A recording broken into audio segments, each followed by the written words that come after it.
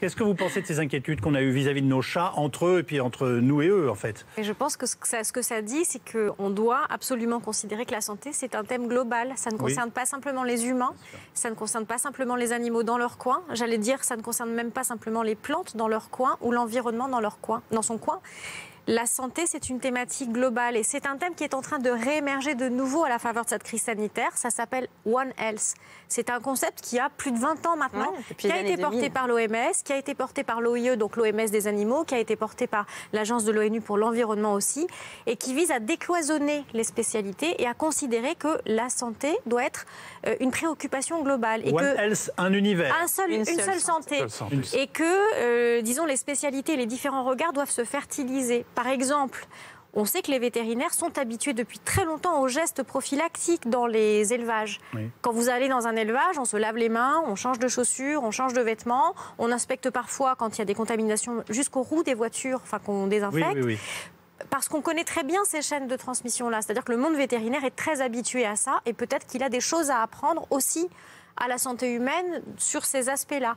Donc, de la même manière, ne pas se préoccuper de la santé des plantes, c'est faire courir des risques à l'environnement, c'est faire courir des risques aux animaux et aussi aux humains. Donc, il faut considérer que cette santé est vraiment un thème global. Est-ce qu'on vit en zoonose permanente sans le savoir, d'une certaine façon, et sans en voir d'éventuels symptômes? En zoonose permanente, non, mais le risque, il existe toujours. Alors, on va des pathologies virales comme donc là, on évoque le coronavirus, mais par exemple, rien que le parasitisme des animaux familiers, c'est une zoonose classique. Ah oui.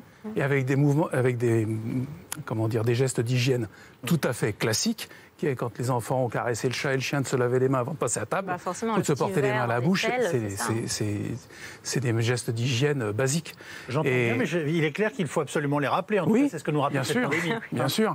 Et quand on parle aussi d'une seule santé, les messages de prévention et sur les gestes barrières, ils ont aussi été fortement développés par les vétérinaires. Oui. On a conservé une activité pendant la crise et pendant le confinement.